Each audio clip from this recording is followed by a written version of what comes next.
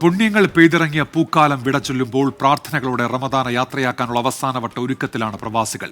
മക്കയിലെയും മദീനയിലെയും ഹറം പള്ളികളിൽ ലക്ഷക്കണക്കിന് വിശ്വാസികളാണ് റമദാൻ അവസാന പത്തിലെത്തിയത്. ഫിത്തർ സക്കാത്ത് നൽകാനുള്ള ഒരുക്കങ്ങൾ വിശ്വാസികൾ പൂർത്തിയാക്കി.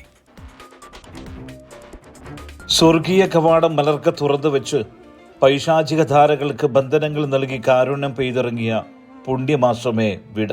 പാപമോചനം നേടി നരകമോക്ഷ പ്രതീക്ഷയോടെ വിശ്വാസി സമൂഹം വിശുദ്ധ റമദാനോട് വിട പറയുകയാണ്.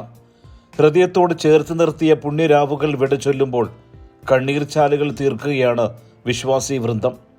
നേടിയെടുത്ത ജീവിത സംസ്കൃതി ഭാവി ജീവിതത്തിൽ പ്രകാശിപ്പിക്കുമെന്ന പ്രതിജ്ഞയോടെയാണ് വിശ്വാസികൾ വിശുദ്ധ റമദാനിനോട് സലാം പറയുന്നത്. പുണ്യമാസത്തിലൂടെ നേടിയെടുത്ത ആത്മീയ ചൈതന്യം ജീവിതത്തിലുടനീളം കാത്തുസൂക്ഷിച്ച് നല്ലൊരു മനുഷ്യരായി ജീവിക്കാൻ കഴിയണമെന്നാണ് മതപണ്ഡിതർ വിശ്വാസികളോട് ഉണർത്തുന്നത്. ഈ ഒരു മാസത്തിൽ നേടിയെടുത്ത നമ്മുടെ ആരാധനയിലും ആരോഗ്യ വിഷയങ്ങളിലും സ്വഭാവങ്ങളിലുമൊക്കെ ആർജിച്ചെടുത്ത പുതിയ നല്ല ഒരു ശീലം, ഒരു നല്ല മനുഷ്യനായി ജീവിക്കുക എന്നതിലേക്ക് നമ്മെ എത്തിച്ചിട്ടുണ്ട്. അതൊരിക്കലും വിട്ടുമാറാതെ പൈശാചികതയോട് വിട പറഞ്ഞ നമ്മുടെ ആ ഒരു പുതിയ ജീവിതത്തിൻ്റെ ചിട്ടയും ഭാവവുമൊക്കെ ഇനിയുള്ള ജീവിതത്തിലും ഉണ്ടാവണം.